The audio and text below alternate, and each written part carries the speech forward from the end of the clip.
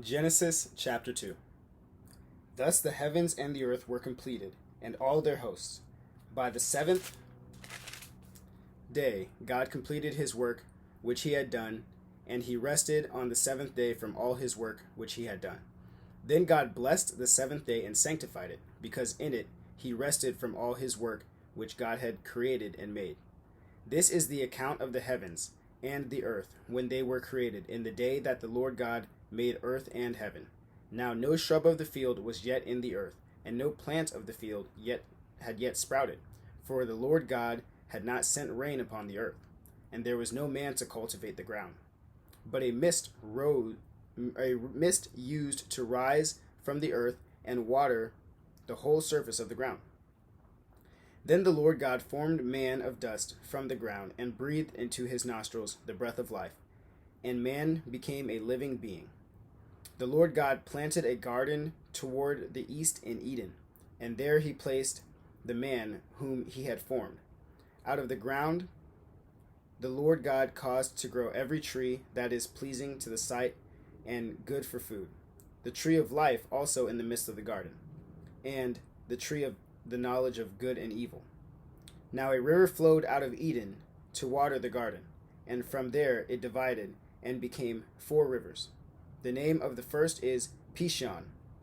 It flows around the whole land of Havilah, where there is gold. The gold of that land is good. The bdellium and the onyx stone are there. The name of the second river is Gihon. It flows around the whole land of Cush.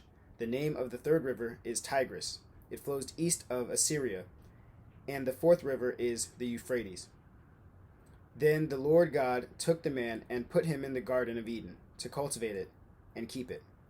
The Lord God commanded the man, saying, "From any tree of the garden you may eat freely, but from the tree of the knowledge of good and evil you shall not eat, for in the day that you eat from it you will surely die." Then the Lord God said, "It is not good for the man to be alone. I will make him a helper suitable for him." Out of the ground the Lord God formed every beast of the field and every bird of the sky, and brought them to the man to see what he would call them. And whatever the man called a living creature, that was its name.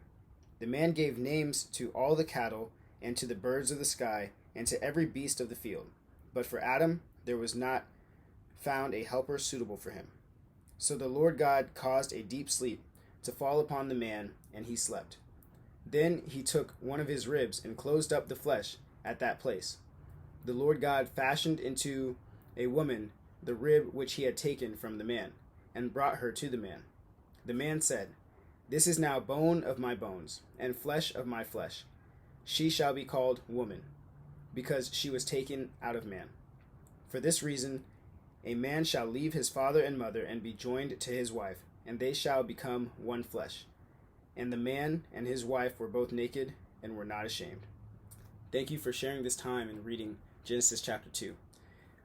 As you know, in reading the Bible, there are definitely some words that are rooted in different languages. Obviously Hebrew, because that is the language of the Israelites. So if I'm mispronouncing any of those words, please bear with me. And if you have any help on that, please go ahead and put that in the comments. I'm forever a student, and I'm willing to learn how to pronounce words better. All right, here we go into Genesis chapter 3.